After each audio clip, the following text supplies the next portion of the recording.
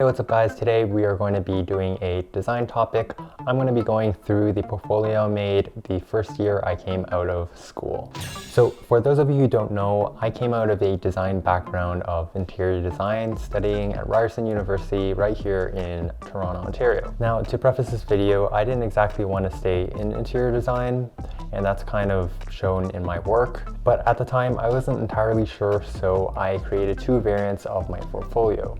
One of them being more geared towards interior design projects and the other one for design build.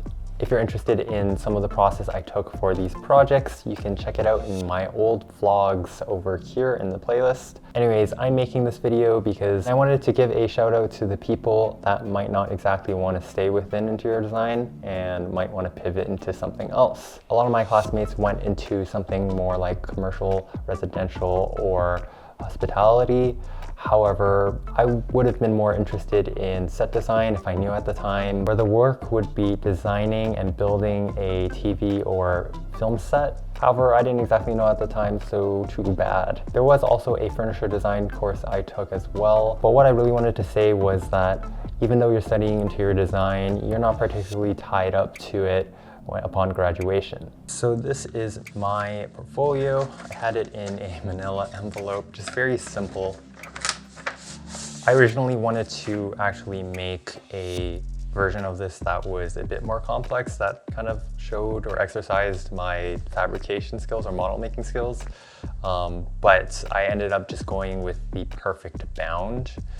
I believe the first one is going to be my interior design portfolio. So just put this one onto the side. So going into my project, I have kind of like my logo, just very simple, very clean. I didn't want to have it too cluttered. I like the negative space in this. I have my basic contact information with my phone number, my website, and my email.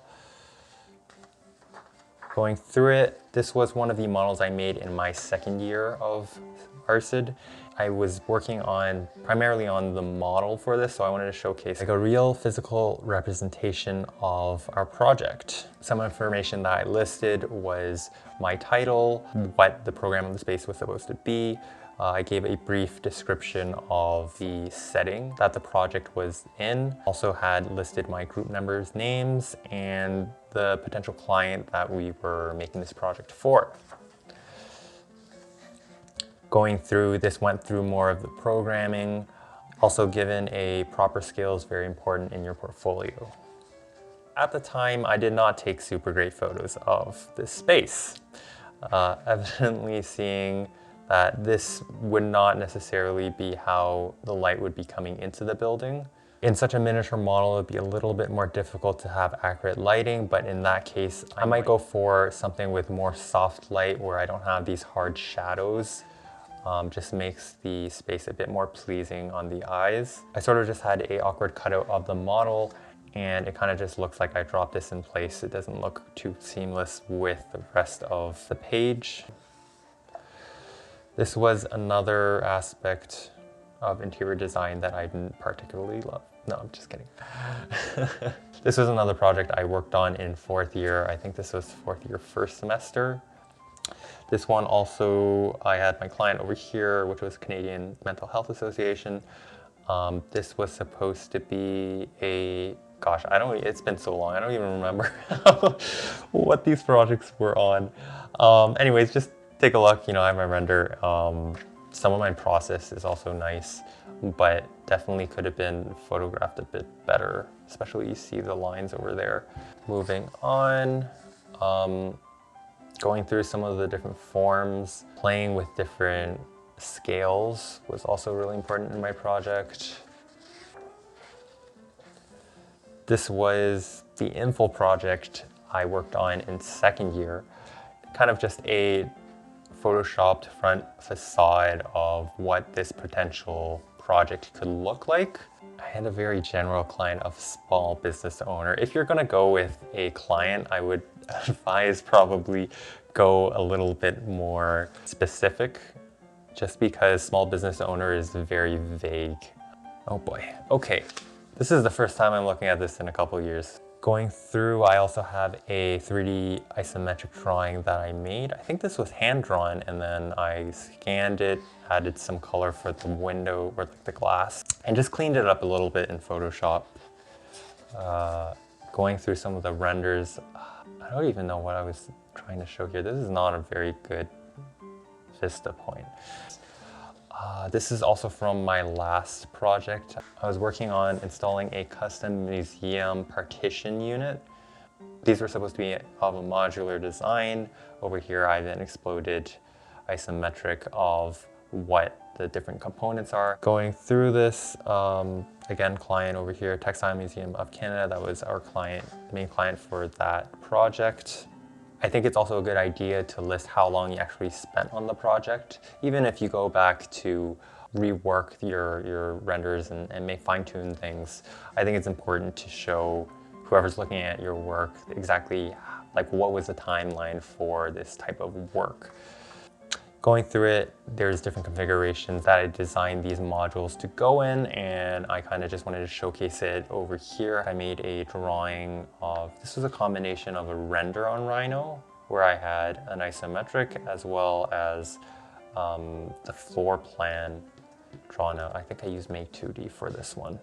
The idea with these modular components was that it's supposed to be able to be movable or installed anywhere so that the museum could go to places instead of having a physical location. And it would be kind of like a pop-up shop thing. That's everything for my interior design portfolio. But it is what it is. I didn't end up staying in interior design. So this portfolio is also same cover. I didn't change all that much, but the content of the work inside is different. I think this one I actually updated a little bit later on. Yeah, so for this one, bio in the front talking about the experiences that I've had. I had kind of like a CV of sorts. I'm not entirely sure I would add this little grading system of how proficient I am. I think it's more important for you to list the things that you've had experience with and don't point out so many things that you're not as good at. This scale of like 1 to 5 can mean very different things for different people of how experienced you are in those programs. I wouldn't do this again because it would be difficult to gauge your skill level based on your experience, knowing that you're just a fresh grad. This was the utensil project in first year, made of basswood, I believe, and bamboo. Yeah, so I bent some bamboo skewer and formed a grip out of basswood with the air rotary drill. I think that's what it's called. For these projects, I think I didn't exactly have an ideal client, which was not very good. Because as a designer, you're supposed to be solving problems. At the very least, it's a good idea to think about your target demographic that might be utilizing whatever product or problem you're trying to solve. Since these are physical pieces, I also listed the original size, listed the medium, and just a brief description. This was also a project I did while I was in school, I think. I had an issue at the time with my camera. I couldn't flip the screen down, so I designed a camera plate, going through different iterations and 3D printing those to test the fit. This was a fun project to do, actually. Ooh, this one was a project I did as an extracurricular in third year. This one was at IDS 2017. We're doing the Kentwood Design Challenge, utilizing hardwood in a more unconventional manner. This was a very conceptual piece, as are a few of the other ones. We did win joint second prize and the Builder's Choice from Madame Homes. This was the light modulator project in second year. Yeah, I basically did this in like 1 month. I threw this together really fast. I don't even know. I wish I put some process photos in this now that I'm looking back. And stuff like this, if you are planning to make it more clean, it is worth the time, I imagine, to go through and Photoshop it properly. This could have been shot better. It was not photoshopped very well. That's not a good representation of how shadows work. And you can't exactly see the edge of this, so it kind of just looks like it's floating. Better photos could have been taken. the conference installation project for the RCDS conference of 2016. This was quite brutal to get through, as I'm sure a lot of you know from some of your projects. A week of non-stop work on this. I don't think I did any school work, since this was an extracurricular. Going through it, I went through the original size, what role I played in part of this team. It's a good idea in group projects to kind of list what roles you had and what parts of the project you did. This was a project I worked on in first year for the Frame magazine booth. This was for IDS 2015. I really wish that I took better photos. These photos are not great at all, but you really just have to work with what you have. If that's all you have at the time, then you do the best you can. I mentioned that I was in furniture design. This was the bench that I built in my fourth year. Talking about the medium I used, this was all solid ash wood, laminated face-to-face. Yeah, I miss woodworking. It's fun.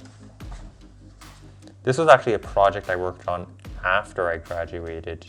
I designed and built a custom small form factor PC case. Basically, I just took the stock dimensions of what components I would need to build a PC and built a case around that form factor. This small form factor is called Mini IPX. And then just talking about the different mediums I was working with. For this project, I was using 22 gauge steel, 3D printed PETG, aluminum brackets, and I had magnets. But this project, I wish I had time to work on when I was still in school, where I could ask for better advice, because I would consider this the first time of doing actual metalworking, and it was not fun.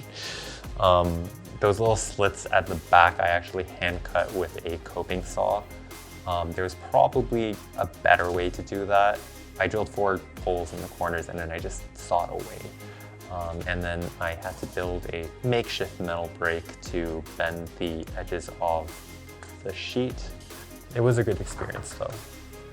Concluding this video, I really wish that I took better photos of my projects. At the time, I didn't really know how, and I think it would have been worthwhile to invest a bit of time to either learn how to take the photos better or have a photographer take professional photos of it, because it definitely adds a certain level of earned respect to your work. Now, since I have been doing more photography over the past couple of years, if any of you guys are interested in learning how to take better photos of the physical components in your projects, I'd be more than happy to make a video. Just leave a comment down below and let me know particularly what you might want to learn within that. I hope this video gave you guys an idea of the level of work you might want to reach for towards the end of your degree. If you guys found this video helpful, I'd really appreciate it if you guys gave that a thumbs up. Thanks so much for watching, guys. I'll see you guys in next week's video.